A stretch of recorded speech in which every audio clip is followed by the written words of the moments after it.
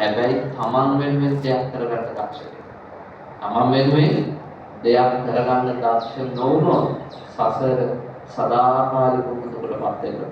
දරුවෝ නිසා තමන්ගේ මුක්තිය නැති කරගන්න එපා. දරුවන්ට යුතුයකම් කරන්න වගකීම් කරන්න හැබැයි තමන් වෙනුවෙන් දෙයක් කරගන්න වෙලාව වෙන් කරගෙන නැත්නම් ඉවරයි. ඒක සමහරු කරන්නේ දෙයක එක්කම් වෙනවා, හවසට එක්ක යනවා, ටියුෂන් යනවා, ඊළඟට ගෙදර වැඩ කරනවා, ක්‍රිකට් ප්‍රැක්ටිස් කරනවා, රබර් ප්‍රැක්ටිස් කරනවා ඉච්චර. ඒකලට කොහොම මේක පින්කමත් මොන පින්කම්ද මේගොල්ලන්ගේ වැඩ ඉතින් අපිට ඉතින් කවදා හරි කරන්න පුළුවන් වෙන්නේ උන් කතාද බන්දලා දුන්නාම තමයි කියන්නේ. හොඳයි කතාද බන්දලා දෙනකම් අපි ජීවත් වුණොත් ඇති. ඔයත් හිතනවාද බන්දලා දුන්නත් කරන්න පුළුවන් වෙයි කියලා නෑ. ඊට පස්සේ ඒගොල්ලන්ගේ ළමයි බලන්න වෙනවා ඔයත්.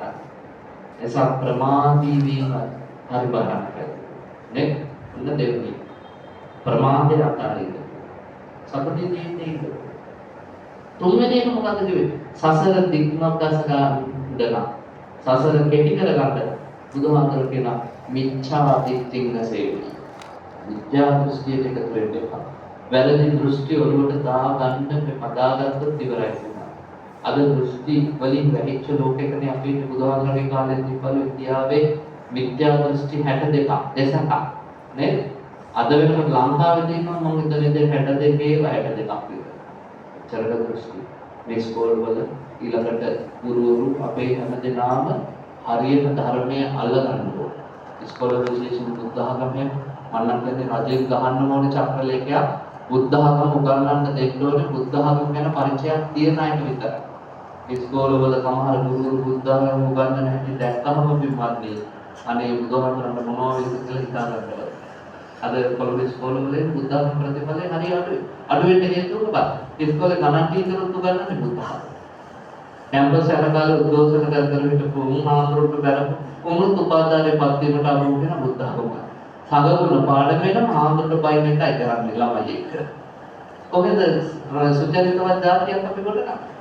ඒ නිසා බුද්ධ ආගම උගන්වන ගුරුවරයෙක් නැත්තම් බුද්ධ ආගම ගන්නකොට හොඳම වැඩේ තමයි ඊළඟට ළමයින්ට කියන්නේ ඉස්කෝලේ බුදු පිළිම ළඟට ගිහිල්ලා බුදුගුණ කියාපාල බෝධි පූජාත්‍ය ගුරුවරයෙක් නැතුව ඉන්නේ කොහොමදයි අර විද්‍යා දෘෂ්ටික ගුරුවරයෙක් යවන්නට වෙයි. මම තරවටු කළා එහෙම ගුරුවරයෙක්ට. මොකද උගන්වන්න ඉතිහාසය. මම එළියෙන් අහගෙන ඉන්නවා. එයා මොකද කරන්නේ? දුටුගැමුණු රජුගේ ගැන ද්වේෂ සහගත දේවල්. මේ දුටුගැමුණු වීරයෙක් නෙමෙයි පුතාලා. මතක තියාගන්න. දුටුගැමුණු වීරයෙක් කළා හරියට අර පහුගිය යුද්ධ කාලේ මහින්ද වීරයෙක් කළා. මිනිහගේ දේශපාලනේ මිනිහ පන්තිය දිගයි. මම එළිය කඩලා කිව්වා ඔය ළමයි 50කගේ අනාගතය විනාශ කරා. ඔයාලා දේශපාලන පක්ෂවල තියාගන්න. ඒව එළිය කරගන්න. ඉස්කෝලේ පන්ති ගාවට ගන්නකොට මේ අවසාන දැනුම දීම. ඔතනින් එහාට මම කෙලින්ම අධ්‍යාපන අමාත්‍යාංශයට ලියනවා මේක. මතක තියාගන්න. එහෙම නරක ගුරු පාසල් පද්ධතිය තුලින් ළමයි නරක නැහැ ගුරුවරු නරක. ඒ දේ මම හැමතැනම කියන කතාව ඉස්කෝලේ ඉස්සෙල් හදන්න ඕනේ ළමයිට. ඉස්සෙල්ලාම කරන්න ඕනේ මොකක්ද ඉස්කෝලේ ටික හදන්න. උපාධිධාරීට උරුපත් දෙද්දි ප්‍රගතියක් හදන්න ඕනේ. උපාධි ඉවර වෙච්ච ගමන් ඉස්කෝල වලට දාපු ගමන් ඉවරයි. ඇයි? උන් කැම්පස් ඉන්න කාලේ කරේ මොකක්ද? කරේ උද්ඝෝෂණයි අරවයි මේවයි රටවල් අල්ලන්න හදපේවා නිසා උන්ට හැදියාවක් නැහැ. උන් ළමයින්ගේ සભ્યත්වය ගැන අපේ ඉතිහාස මොනවද දන්නේ? ඇවිල්ලා ළමයින්ට කියන්නේ එහෙම තමයි. වැඩක් නෑ ඕක කරන්න එපා ඕක කරලා කාටද හරි ගියා අපි මේවා පෙරලන්න ඕනේ සිස්ටම් වෙනස් කරන්න ඕනේ අරගල කරන් ඕවා ළමයින් ගලුවට දාන්න. ප්‍රින්සිපල් ඊට පස්සේ කොණ්ඩේ කපපක් වුණා ප්‍රින්සිපල්ට කනලා ගහන මට්ටමට ළමයින්ගේ ඔළුව හදන්න ගුරුවරු සම. ඒ සාමර්ථ්‍ය මම හරි කැමතියි. මම උපාධිධාරී ගුරුවරයෙක්. හැබැයි මම අදටත් කැමති විද්‍යාපීඨ ගුරුවරයෙක්. මට උගන්වන ගුරුවරුන්ගෙන් මම ආදරේ විද්‍යාපීඨ ගුරුවරුන්ට උගන්වන ගුරුවරුන්ගෙන් මම කැමති. ඇයි?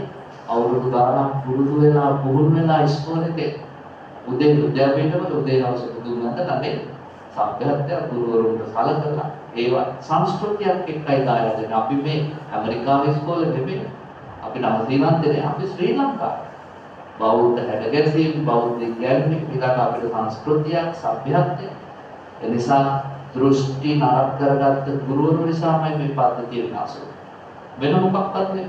දැන් අපේ අය කියනවා අධ්‍යාපන ඇමතිගේ ප්‍රශ්න නිසා මේ කාර්යාලේ ප්‍රශ්න නිසා අරගේ ප්‍රශ්න නීති විරුද්ධව නෑ ගුරුවරු තමයි කියන්නේ. මොකද ළමයින්ට අධ්‍යාපන ඇමතියන් පිළිගන්නේ නැහැ. අධ්‍යාපන අධ්‍යක්ෂ කලාප අධ්‍යාපන අධ්‍යක්ෂ ළමයිට කියන්නේ ගුරුවරයාම තමයි ඍජුව ළමයි එක්ක සම්බන්ධ වෙන්නේ. ඒ නිසා ගුරුවරු තමයි හදන්නේ.